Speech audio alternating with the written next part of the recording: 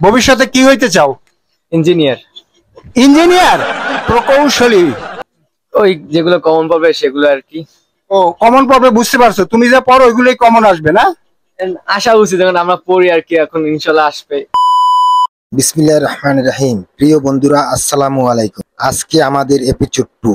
এখানে দেখানো হয়েছে ছোট ছেলেরা চায়ের দোকানে বসে বন্ধুদের সাথে আড্ডা দিচ্ছে আর মোবাইলে গেম খেলছে। কেউ আবার বাইক নিয়ে ঘুরে বেড়াচ্ছে বন্ধুদের সাথে।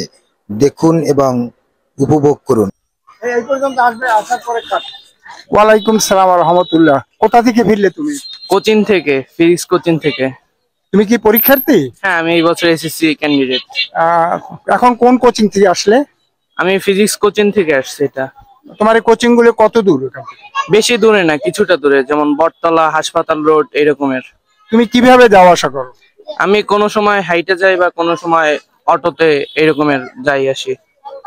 তোমার একটা মোটরসাইকেল থাকলে ভালো হয় না? না, আমি প্রয়োজন মনে করি না। এমন স্টুডেন্ট লাইফে কারো বাইক থাকুক এটা প্রয়োজন আমি নিজেও মনে করি না কখনো। সত্যি এটা না? তুমি এটা পছন্দ করো না? না। ধন্যবাদ তোমাকে। আচ্ছা, আসসালামু আলাইকুম।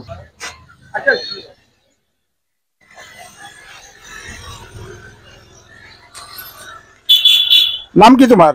রাফসান। মোটরসাইকেল কি তোমার নিজের? জি, আমার বাবা কিনে দিয়েছে। তোমার বাবা কিনে দিয়েছে? তো এত জোরে মোটরসাইকেল চালাও কেন? জোরে চালাই, ভালো লাগে। ভালো লাগে। হ্যাঁ, মোটরসাইকেল কি তোমার খুবই প্রয়োজন? খুবই প্রয়োজন বলতে একটু মাঝে মাঝে কোচিং এ যাওয়া আসা করি মোটরসাইকেল। আর কি করো? আর একটু ওই বন্ধুদের সাথে ঘোরাফেরা করি, আড্ডা দিই, এই। এই মোটরসাইকেল দিয়ে? জি। ধন্যবাদ তোমাকে।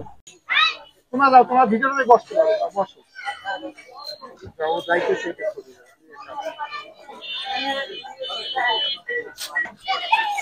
তোমাদের তো বয়স বেশি না, তোমরা এই বয়সে এই চায়ের দোকানে আড্ডা মারো কেন?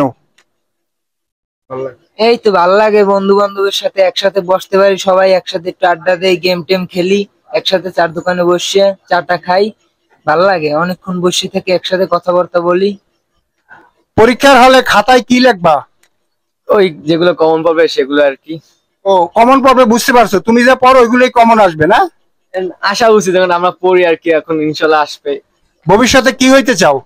ইঞ্জিনিয়ার। ইঞ্জিনিয়ার, প্রকৌশলী। তুমি কি হইতে চাও? আমি ইঞ্জিনিয়ার হইতেছি। ও, দুইজনে ইঞ্জিনিয়ার হইতে চাও? তাই এখন থেকে মোবাইল ইঞ্জিনিয়ারিং শুরু করছো না? ইঞ্জিনিয়ারিং এ তো অনেক লেখাপড়া লাগে, তা কি পারবা তোমরা এরকম মোবাইলে সময় কাটাইয়া? ইনশাল্লাহ চেষ্টা করব। হ্যাঁ, ইনশাল্লাহ চেষ্টা করব। ইনশাআল্লাহ চেষ্টা করবা। তুমি?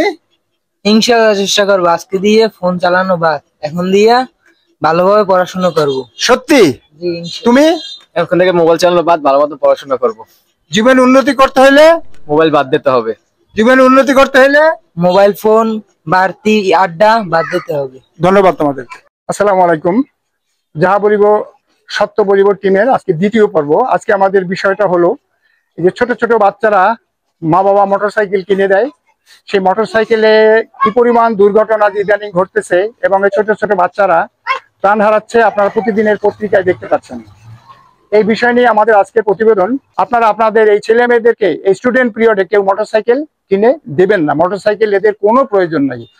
ধন্যবাদ সবাইকে। আপনারা আমাদের সাথে থাকবেন, আমাদেরকে পেজটিকে আপনারা ফলো এবং শেয়ার দিবেন। এরকম বিভিন্ন সোশ্যাল ইস্যু নিয়ে আবার আপনাদের সামনে আমরা হাজির হব। আল্লাহ হাফেজ। ভিডিওটি ভালো লাগলে লাইক, শেয়ার, কমেন্টস করে আমাদের পাশে থাকবেন।